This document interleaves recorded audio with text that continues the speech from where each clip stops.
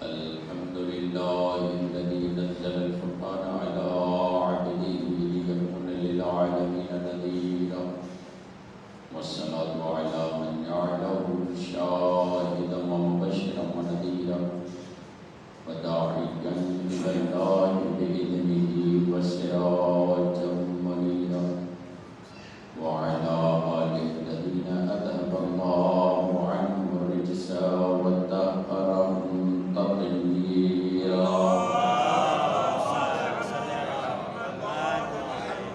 اللهم صل وسلم وزد وبارك على صاحب دعوة النبوية وصولة الحيدرية والعصمة الفاطمية والحلم الحسنية والشجاعة الحسينية والعبادة السجادية والمآثر الباقرية والآثار الجعفرية والعلوم القادمية والحجج الرضوية وجود التقوية والنقاوة النقوية والهيبة العسكرية والوهيبة الإلهية أعني بقية الله في الأرضين الروحي وأرواح العالمين لتراب مقدمه الفدا ولعنة الله على أعدائهم أجمعين من يومنا هذا إلى قيام يوم الدين رب اشرح لي صدري ويسر لي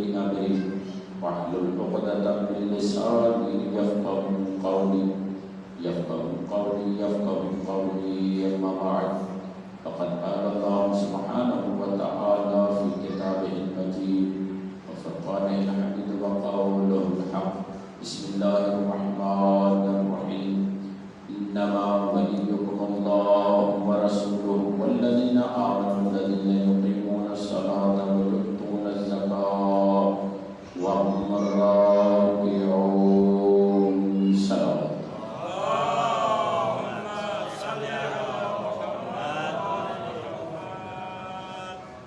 شکر گزار خالق کائنات کے پروردگار عالم نے ہمیں فرش اعضاء پہ بیٹھنے کا اعزاز بخشا۔ سعادت مند ہے وہ قوم جو فرش اعضاء پہ آتی ہے اور اپنی شناخت کو حسین کے ذکر میں تلاش کرتی ہے۔ سورہ مائدہ کی یہ آیت نمبر 55 ہے اور کل یہ بات بیان ہوئی کہ قرآن مجید میں اللہ نے ہر صورت میں غرر آیات رکھی ہے۔ غرر آیات ایک اصطلاح ہے جسے اگر جوادی عاملی حفظہ اللہ بار بار بیان کرتے ہیں کہ ایک سورہ کا جو روح مطلب ہوتا ہے، پروردگار اس سورہ کا روح مطلب چند آیتوں میں بیان کرتا ہے۔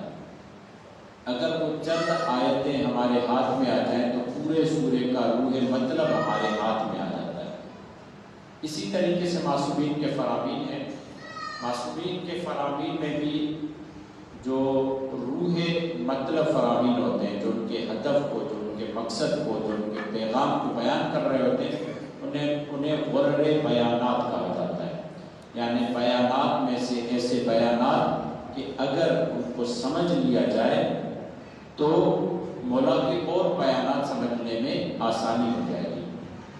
اگر ان آیتوں کو سمجھ لیا جائے تو گویا کہ تمام سورہ سمجھ میں آ جائے گا۔ اس کی یوں بھی تقسیم کر سکتے ہیں جیسے آیات محکمات و متشابہہ۔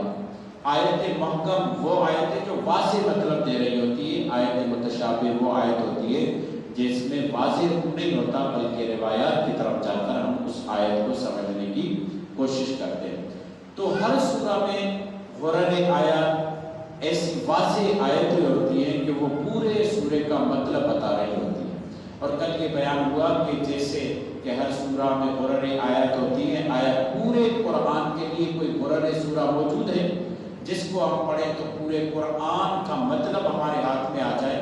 تو معصوم کا جملہ ہمارے سامنے آیا کہ تمام قرآن کا جو علم ہے، تمام قرآن کا جو مطلب ہے، تمام قرآن کی جو روح ہے، اسے سورۃ الفاتحہ کہتے ہیں۔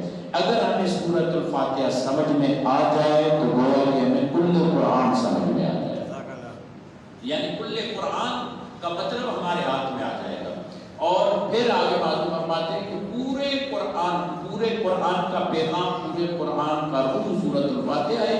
سورۃ الفاتحہ کا روح بسم اللہ ہے، اور بسم اللہ کا روح بے ہے، اور بے کا روح وہ بے کے نیچے نقطہ ہے، اور اس نقطے کے لیے مولا علی فرما رہے ہیں انا نقطۃ تحت الباء، یہ جو با کے نیچے نقطہ ہے وہ علی ابن ابی طالب ہے. صلوات پڑھیں محمد.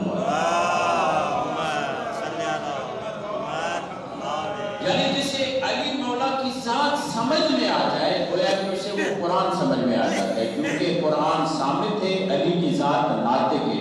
صامت قرآن تب ہی سمجھ میں آتا ہے جب ناطق قرآن کو سمجھا جائے. ناطق قرآن کے ذریعے سے صامت قرآن کو سمجھنا آسان ہو جاتا ہے. اور پھر یہ اس بات کی طرف اشارہ کیا گیا کہ یہ کیوں کہا جا رہا ہے کہ انا نقطۃ تحت الباء، یہ ہمارے حدود کو بتایا جا رہا ہے کہ ہم کتنی ہی کوشش کر لیں علی مولا کو اتنا ہی جان پائیں گے جتنا نقطہ ہے، ورنہ علی مولا کی ذات لازوال ہے، علی مولا کی ذات لامحدود ہے، علی مولا کی ذات لامتناہی ہے. لامتناہی کو محدود آدمی کیسے سمجھ سکتا ہے؟ جس کی انتہا ہو وہ کیسے سمجھتا ہے؟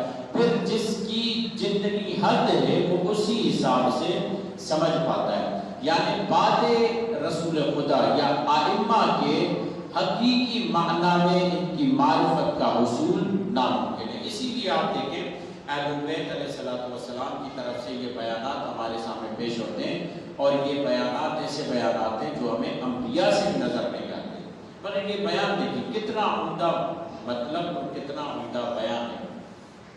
وہ بیان یہ ہے کہ معصوم یہ فرماتے ہیں لولا نا ما عبد اللہ، اگر ہم نہ ہوتے تو خدا کی عبادت نہ ہوتی. یہ کسی نبی کا جملہ بھی نہیں، اگر یہ جملہ ہے تو 14 معصومین علیہ السلام کا ہے. بہت ہی مجال چاہیے اس کے لیے، بہت ہی یعنی بڑی دلیل چاہیے اس جملے کو بیان کرنے کے لیے.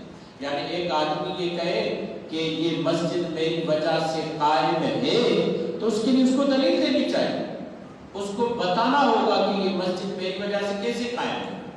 آیا پیسے کے ذریعے قائم ہے، آیا اس کی عبادت کے ذریعے قائم ہے، آیا اس کا سوشل تعلقات کی وجہ سے قائم ہے، کیسے قائم ہے؟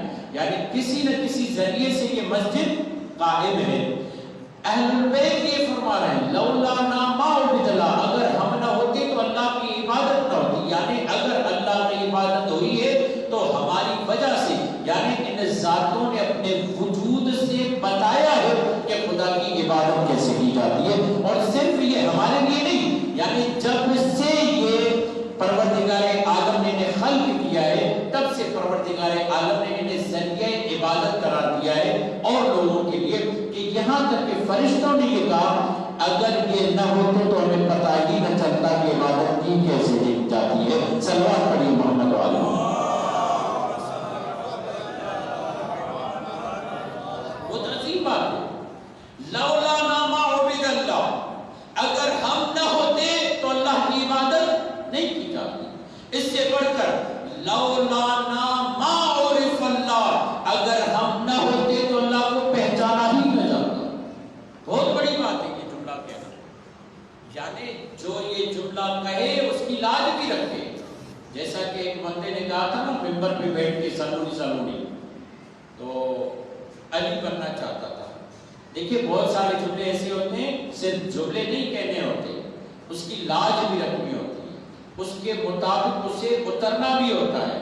اگر بالفرض یا ممبر پر بیٹھ کر کوئی کہے سلونی سلونی پوچھو جو پوچھنا ہے، تو جو بھی اس سے پوچھا جائے تو وہ یہ نہ کہے کہ رکوع میں اپنی بیٹی سے پوچھ کر آتا ہوں، وہ یہ نہ کہے کہ رکوع میں اپنے استاد سے پوچھ کر آتا ہوں. جب بھی علی مولا سے سوال ہوا سلونی سلونی تو علی مولا نے فوراً جواب دے دیا.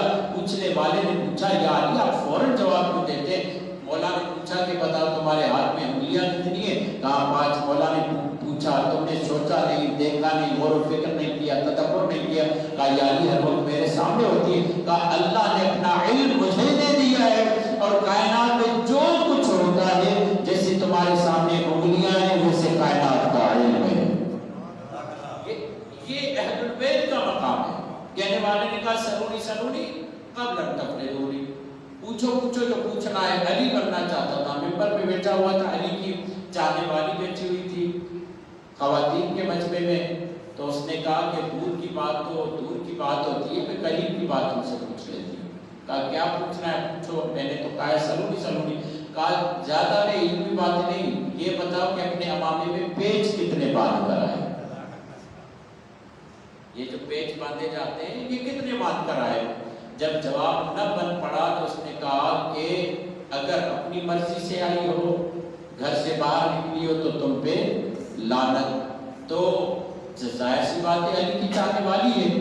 کا اس کا مطلب جو بھی خاتون اپنی مرضی سے گھر سے باہر نکلے تو اس پہ لعنت ہوا کرتی ہے. تو ماضی میں بتاؤ اگر کوئی ایسا فرد, ایسی خاتون اپنی مرضی سے کسی کے مقابلے میں نکلی ہو تو اس کے بارے میں کیا کہو گے؟ جواب نہیں بن پڑا, ممبر سے گر گیا. پتا چلا علی کی صرف زلفیں کاٹ کا کام نہیں کرتی, علی والوں کے لب و لہجے بھی کاٹ کا کام کرتے ہیں. صلوات پڑھیے محمد والے. لولانا ما عرف اللہ, اگر ہم نہ ہوتے تو اللہ کی شناخت نہ ہوتی.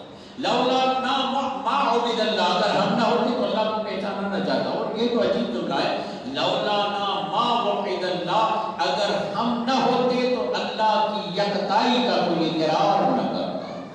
اللہ, میں دنیا والوں کو کہتا ہوں کہ اہل بیت کے بغیر اللہ کو ایک ماننا آسان ہے. جن کے پاس 14 ہوں اور ایسے باکمال ہوں کہ اپنی جگہ پر سب مظہر خدا ہیں, ان 14 کے ہوتے ہوئے اللہ کو ایک اور یکتا اور تنہا ماننا یہ باکمال بات ہے. صلوات پڑھی محمد والے.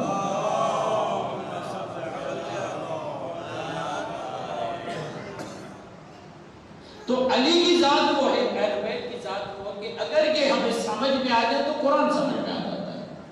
انما ولیکم اللہ, یہ وہ آیت ہے جو سورہ مائدہ کی غرر آیت. اگر یہ آیت سمجھ میں آ جائے تو میں دعوے کے ساتھ کہتا ہوں صرف سورہ مائدہ نہیں بلکہ پورا قرآن سمجھ میں آ جائے. یعنی پورے قرآن کا پیغام اس آیت میں موجود ہے. یہ آیت ہمیں بتا رہی صرف اتنا نہیں کہنا کہ اللہ ہے, یہ نہیں کہنا. بہت سارے لوگ کہتے ہیں کہ اللہ ہے, اللہ ہے. اللہ ہے کہنا اور بات ہے, اللہ کی بات مان کر اللہ ہے کہنا اور بات ہے.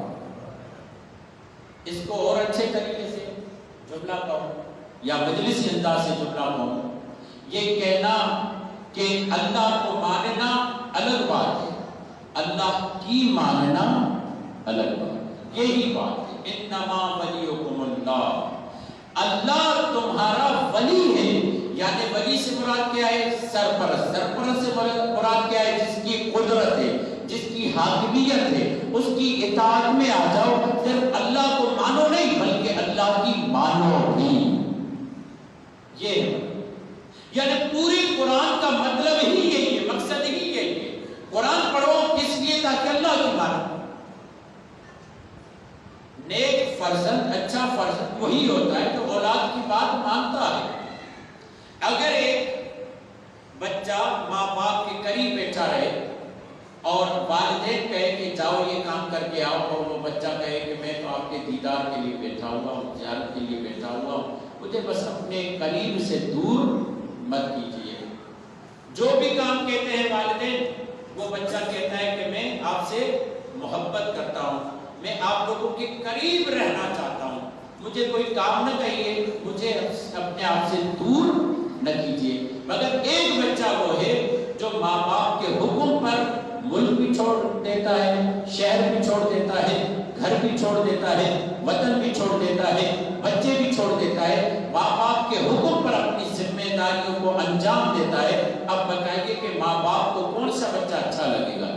جو قریب میں بیٹھا ہوا ہے وہ اچھا لگے گا, یا وہ جو اپنے ماں باپ کے فرمان پر اطاعت کرتے ہوئے گھر سے نکل جاتا ہے, ماں باپ سے دور ہو جاتا ہے تاکہ ماں باپ کے حکم پر عمل کر سکے؟ کون سا بچہ ماں باپ کو عزیز ہوگا؟ وہی بچہ ماں باپ کو عزیز ہوگا جو ماں باپ کے فرمان پر عمل کرتے ہوئے گھر سے نکلتا ہے، ماں باپ سے جدا ہوتا ہے، پھر یہاں پر ماں باپ ایک اصول دیتے ہیں، قریب رہنا اور دور رہنا معیار نہیں ہے، معیار یہ ہے کہ تم ہماری اطاعت کتنی کرتے ہو۔ زیادہ قرآن کی تلاوت کرنا یا کم قرآن کی تلاوت کرنا معیار نہیں ہے، معیار یہ ہے کہ قرآن پہ زیادہ سے زیادہ عمل کون کرتا ہے۔ صلوات پڑھیے محمد والے۔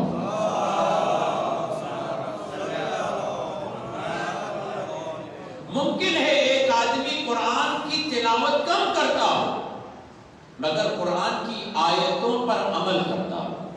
یہ ایسا آدمی ہے جو چلتا پھرتا قرآن پر عمل کرنے والا ہے، اس سے قاری قرآن کہتے ہیں۔ ایک قرآن کی قرأت زبان سے ہوتی ہے، ایک قرآن کی قرأت عمل سے ہوتی ہے۔ وہ اپنے عمل سے، اپنے وجود سے بتا رہا ہے کہ قرآن کی تلاوت کیسے کی جائے۔ علی مولا کی ذات وہ ذات تھی جو زبان سے صرف تلاوت نہیں کرتی تھی بلکہ اپنے وجود سے قرآن کی تلاوت کر کے، جو اپنے وجود سے قرآن کی تلاوت کرے قرآن ان کی تعریف کرتا ہے۔ اسی لیے کہا گیا رب تال القرآن والقرآن یلعنہ، بہت قاریان قرآن ایسے ہیں جو قرآن کی تلاوت کرتے ہیں مگر قرآن ان پہ لعنت کرتا جاتا ہے۔ یہ تلاوت کرتے جاتے ہیں قرآن لعنت کرتا جاتا ہے، یہ تلاوت کرتے جاتے ہیں قرآن لعنت کرتا جاتا ہے۔ کیوں؟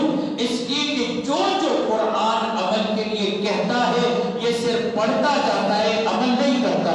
اگر قرآن کہتا ہے لعنت اللہ علی الکاذبین، جھوٹوں پر اللہ کی لعنت، اور یہ جھوٹ بولتا جاتا ہے، قرآن پڑھتا جاتا ہے۔ اب انصاف سے بتائیے قرآن اس پہ رحمت ڈالے گا یا لعنت بھیجے گا؟ صلوات پڑھیے محمد والا۔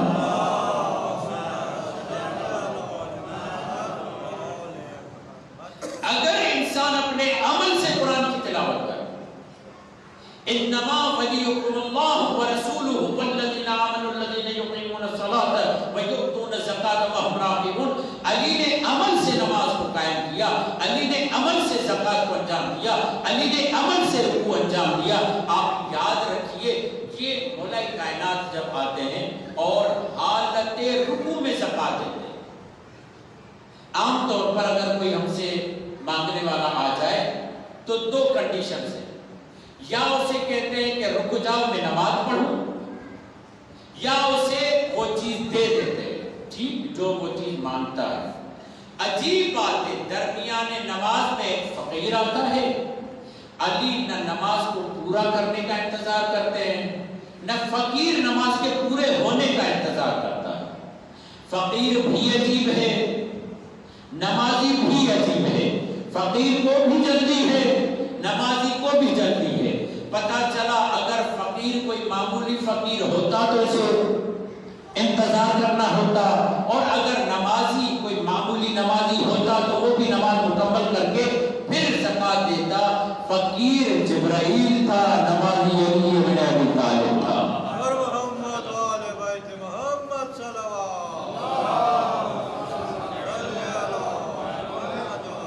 علی نے کون سی انگوٹھی دی؟ علی مولا نے وہ انگوٹھی دی جو تخت سلیمان کو چلانے والی انگوٹھی۔ اس انگوٹھی کی قیمت کیا تھی؟ تخت سلیمان کو چلا۔ بھاگتے آئے لوگ، یا رسول اللہ علی کی نماز خراب ہو گئی۔ علی کے نماز پر اعتراض کرنے سے ان کا ایمان خراب ہو گیا، علی پر اعتراض کرنے سے ان کا ایمان خراب ہو گیا، یہاں تک کہ انہوں نے اعتراض کیا، فوراً جبرائیل نازل ہوا جو ابھی فقیر بن کر آیا تھا، دوبارہ یہ اللہ کی طرف سے وحی لے کر آیا اور کہا کہ اے میرے حبیب، اللہ کہتا ہے کہ ان کو سنا دو، علی کی نماز خراب نہیں ہوئی بلکہ علی نے عبادت میں عبادت کو انجام دیا ہے۔ انما ولیکم اللہ ورسولہ والذین آمنوا الذین یقیمون الصلاۃ ویؤتون الزکاۃ وهم راکعون۔ تاریخ آدم و بشر میں کوئی ایسا انسان نہیں ملتا جو عبادت میں عبادت کرے، کسی نے بھی حالت رکوع میں آج تک اور آج کے بعد قیامت تک کبھی کسی نے زکات نہیں دی، اگر دی ہے تو علی بن ابی طالب نے دی، اور دی کیا؟ تخت سلیمان کی حکومت، یعنی حکومت سلیمان قربان کر دی۔ گویا اللہ بتانا چاہتا ہے اگر تمہیں ولایت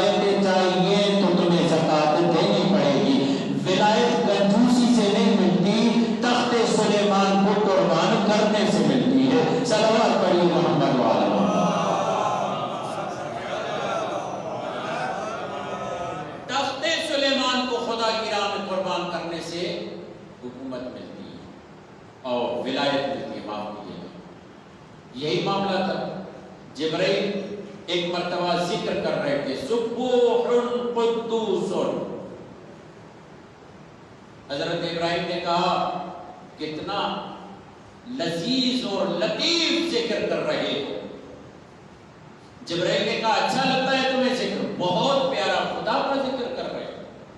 سبوح قدوس کی تسبیح دوبارہ جبرائیل نے پڑھی تو حضرت ابراہیم نے کہا میرا دل چاہتا ہے مزید خدا کا ذکر کرو. کہا اب یہ مفت میں ذکر نہیں ہوگا، اس کی قیمت لگے گی. اب یہ مفت میں ذکر نہیں ہوگا، اس کی قیمت لگے گی. کیا قیمت؟ یہ جو تمہارے پاس ریوڑ ہے، بکریاں ہیں، آدھی بکریاں مجھے دے دو. بہت زیادہ ہزاروں کی تعداد میں بکریاں تھیں. ابراہیم نے کہا خدا کے ذکر کے صدقے یہ آدھی بکریاں تمہارے حوالے، مجھے سبوح قدوس سناؤ.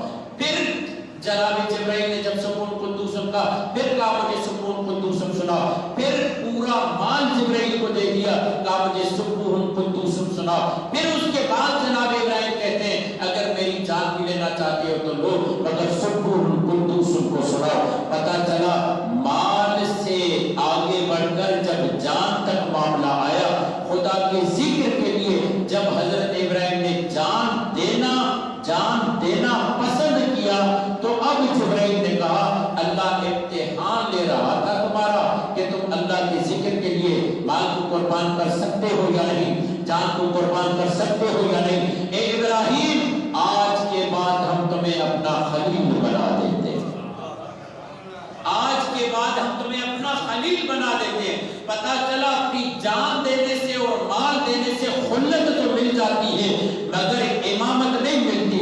امامت کب ملتی ہے؟ جب اللہ کی راہ میں بیٹے قربان کر دیے جائیں. حضرت ابراہیم نے خواب دیکھا اپنے بیٹے کو قربان کرنے کا. توجہ فرمائیے گا، پڑوسی کے بیٹے کو قربان کرنے کا نہیں، اپنے بیٹے کو قربان کرنے کا. اور جب بیٹے کو قربان کے مرحلے سے گزر گئے پھر اللہ نے کہا وَإِذِ ابْتَلَىٰ إِبْرَاهِيمَ رَبُّهُ بِكَلِمَاتٍ فَأَتَمَّهُنَّ قَالَ إِنِّي جَاعِلُكَ لِلنَّاسِ إِمَامًا. پتہ چلا اللہ کی بارگاہ میں بیٹے قربان کرنے سے امامت ملتی ہے، بیٹیاں دینے سے نہیں ملتی. صلوات پڑھیے محمد والے.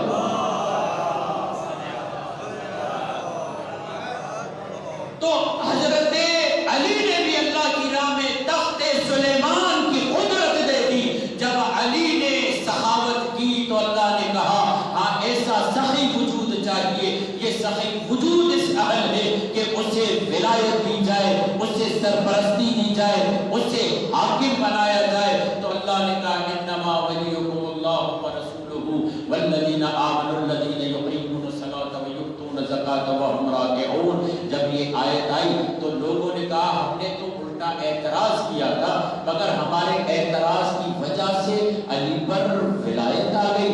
اگر اعتراض نہ کرتے تو آئے ولایت نہ آتی. میں کہتا ہوں تم احمق کو سمجھ نہیں رہے، تم اس بات کو دقت سے دیکھ نہیں رہے.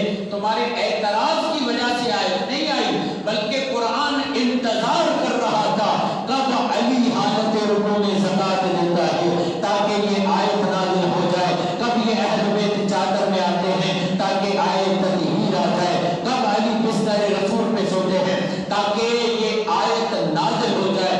بس فرق صحابہ اور اہل بیت میں یہ ہے، صحابہ انتظار کرتے ہیں کہ کب قرآن کی آیت نازل ہو اور قرآن انتظار کرتا ہے کب اہل بیت جمع ہو تو میں نازل ہوں. صلوات پڑھیے محمد وعلی محمد.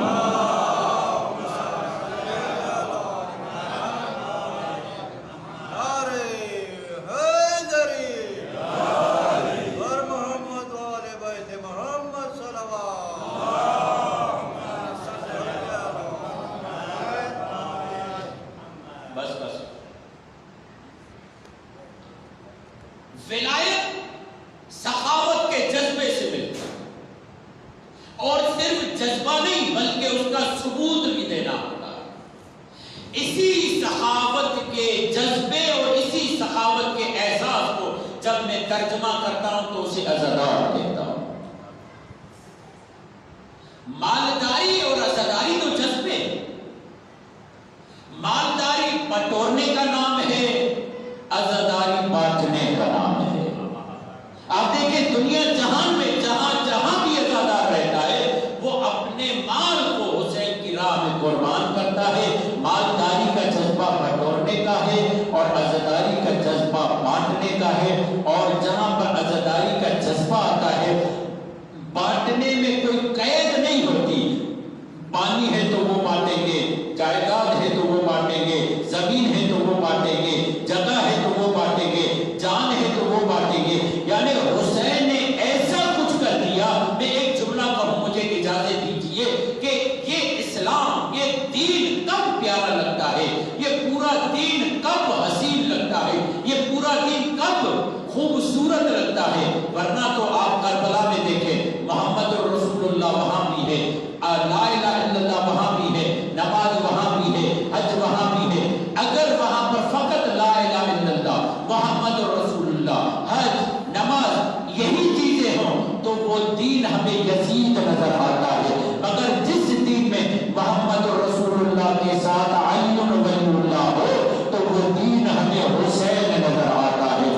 وہاں پر محمد رسول اللہ ہے مگر وہاں دین ہمیں قاتل نظر آتا ہے۔ یہاں پر حسین اور ولایت ہے، یہاں پر دین اپنی جان کی قربانی دیتا ہوا نظر آتا ہے۔ جس دین میں صرف لا الہ الا اللہ محمد رسول اللہ ہو وہاں یزید جیسے پائے جاتے ہیں، اور محمد رسول اللہ کے ساتھ جہاں علی ولی اللہ ہو وہاں پر حسین جیسے پائے جاتے ہیں۔ اسی لیے جملہ کہتے ہیں ہم نے لا الہ الا اللہ محمد رسول اللہ علی ولی اللہ محمد رسول اللہ کے بعد علی ولی اللہ کا اضافہ نہیں کیا، بلکہ ہم نے علی ولی اللہ کو لیا اور تھاما اس لیے تاکہ محمد کو نہ چھوڑ سکے۔ صلوات پڑھیے محمد و آل محمد۔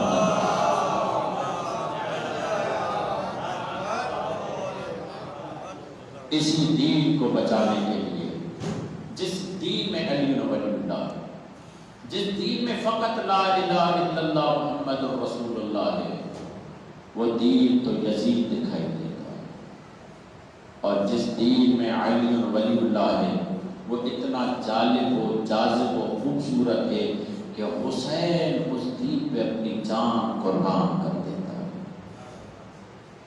حسین اپنے اہل و عیال کو ساتھ لے کر آتے ہیں، اور یہ دن حسین کی اس بچی کے حوالے سے منسوب ہے جسے سکینہ کہا جاتا ہے۔ توجہ فرمائیں، حسین خود ناطق قرآن ہے۔ حسین کو یا سامت قرآن پڑھ کر سکون ملتا ہے یا سکینہ کو سینے پہ سلا کر سکون ملتا ہے۔ اللہ اکبر، کتنی ناز و ادا سے سکینہ کو حسین نے پالا کہ مولا حسین یہ کہتے ہیں جن گھروں میں سکینہ اور رباب نہ ہو وہ گھر مجھے اچھے نہیں لگتے۔ اس گھر کو حسین پسند کرتے ہیں جس گھر میں سکینہ اور رباب کی آوازیں بلند ہوتی ہو۔ رباب نے دو ننھے بچوں کو اتنا معطر کر کے پالا کہ خدا کی قسم ان دونوں بچوں نے اپنی ماں کی دودھ کا لاج رکھ دیا۔ ایک بیٹی ہے ایک بیٹا ہے، بیٹا 6 ماہ کا ہے، بیٹی 4 سالہ ہے۔ ایسی تربیت، ایسا دودھ کا اثر کہ جناب سکینہ نے کہیں پر کسی جگہ پر یہ شکایت نہیں کی پروردگار تو نے مجھ سے میرا حسین کیوں چھینا ہے، بلکہ جناب سکینہ جہاں جہاں جاتی ہیں اللہ کے دین کی پرچار کرتی ہیں۔ سکینہ نے ایسا تو گریہ کیا کہ زندان شام میں انقلاب برپا ہو گیا۔ کربلا میں 72 افراد نے کربلا کو آباد کیا، فتح کیا۔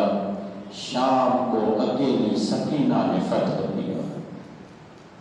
علماء کرام فرماتے ہیں جب مجلس عزا ہوتی ہے تو شام کی قبر سے جناب زینب اٹھتی ہے اور اٹھ کر اس ننھی سی قبر پر آ کر کہتی ہے سکینہ سمیہ کے عزادار آ گئے ہیں، سکینہ چلو آپ کے بابا کے عزادار آ گئے ہیں۔ آپ کو معلوم ہے، اللہ اکبر، آپ کو معلوم ہے کہ دو قیدی ایسے ہیں جب اس دنیا سے گئے تو ابھی تک وہ حالت قید میں، قید سے رہا نہیں ہوئے۔ سکینہ کی قبر پہ پانی آ گیا تھا۔ سید ابراہیم یہ کہتے ہیں کہ میں نے اپنی بچیوں کو بلایا، سکینہ کی قبر کو کھودا اور اپنی سید ذاتیاں بچی تھی، کہا کہ سکینہ کو باہر نکالو تاکہ ہم سکینہ کے وجود کو منتقل کریں۔ جیسے ہی ان کی بچیوں نے سکینہ کو دیکھا بے ہوش ہو گئے۔ ابراہیم نے سوال کیا کیا وجہ ہے تم لوگ بے ہوش ہو گئے؟ کہا بابا سکینہ ابھی تک قید میں ہے، سکینہ کے ہاتھوں پہ ہتھکڑیاں ہیں، سکینہ ابھی بھی زنجیروں میں جکڑی ہوئی ہے۔ آپ کو معلوم ہے دوسرا کون سا وجود ہے جو عالم قید میں ہے؟ دوسرا کھلے بغداد پہ زہرا کا غریب ہے جسے موسیٰ کاظم کہا جاتا ہے۔ ایک موسیٰ کاظم ہے جو عالم قید میں قبر میں ہے، ایک سکینہ ہے جو عالم قید میں قبر ہے۔ ارے جنہیں مرنے کے بعد بھی رہائی نہ ملی، یا تو امام موسیٰ کاظم ہے یا سکینہ ہے۔ سکینہ آؤ، اسی قید کی عالم عزاداری میں آتی ہے، مجلس میں آتی ہے۔ اور ایک مرتبہ جب مجلس میں لوگوں کو روتا ہوا سکینہ دیکھتی ہے نا تو اپنی پھوپھی اماں سے سوال کرتی ہے، پھوپھی اماں بتاؤ اگر یہ کربلا ہوتے تو مجھے تماچے نہ لگتے اماں، اگر یہ کربلا میں ہوتے تو میرا بابا مارا نہ جاتا اماں، اماں یہ میرے بابا کی مظلومیت پر کیسے گریہ کر رہے ہیں؟ عجب نہیں جناب زینب کہتی ہے وہاں لگتے گا، اگر یہ کربلا میں ہوتے نہ تم یتیم ہوتی، نہ حسین میرا بھائی مارا جاتا، نہ دلے زینبیہ پہ کھڑے ہو کر میں اپنے بھائی کو ذبح ہوتے ہوئے دیکھتی۔ اللہ کی دی بیٹی اور بہن کو یہ منظر نہ دکھائے جو سکینہ اور زینب نے دیکھا۔ ظالم ملعون حسین کے سینے پہ سوار ہو گیا، سکینہ قریب آئی، ارے میرے بابا کے سینے سے اتر جا، تمہیں معلوم نہیں میری دادی نے چکیاں پیس پیس کر پالا ہے۔ عجب نہیں علماء بلا وجہ نہیں کہتے، ارے جب بچپن میں حسین کا بال ٹوٹ جاتا، زہرا بال کو دیکھ کر کہتی میرے لال میری زندگی میں تیرا بال ٹوٹ گیا۔ ارے جس کے بال ٹوٹنے پر اتنا گریہ کرتی ہو، جان کے جانے پر، تیر و تلوار پر، قبر و پتھر پر کتنا گریہ کرتی ہوگی۔ بس ایک جملہ مجھے کہنے کی اجازت دیجیے، آپ کو معلوم ہے نا شیر رگ انسان کی شیرن حیات آگے سے ہے، یہ جانور کو آگے سے ذبح کرنے کا کیوں حکم ہے؟ کہتے ہیں اس لیے تاکہ جانور کو تکلیف کم آئے، جلدی سے اس کی حیات کی رگیں کٹ جائیں اور اسے تکلیف کم آئے۔ اندازہ لگائیے ظالم نے آگے سے خنجر نہیں چلایا، ظالم نے پیچھے سے خنجر چلایا، ارے ہڈی پر ضرورت مارتا رہا یہاں تک کہ وہ خنجر حسین کی رگے حیات پہ آیا۔ سکینہ نے ننھے ہاتھوں سے خنجر کو پکڑ لیا، ارے میرے بابا پر رحم کرو۔ ظالم نے سکینہ کے سر پہ ہاتھ رکھا، سکینہ کے پیر زمین کربلا پہ نہیں تھے۔ حسین نے رو کر کہا ارے ظالم مہمان بناتے ہو،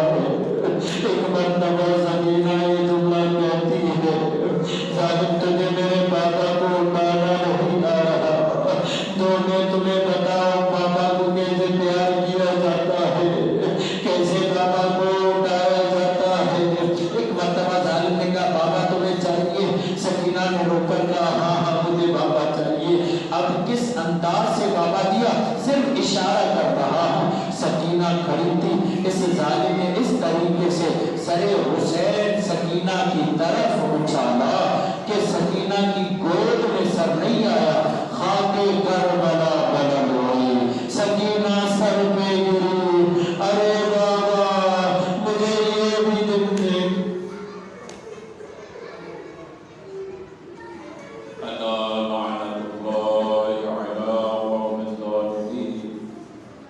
سيعلم الذين ظلموا أي منقلب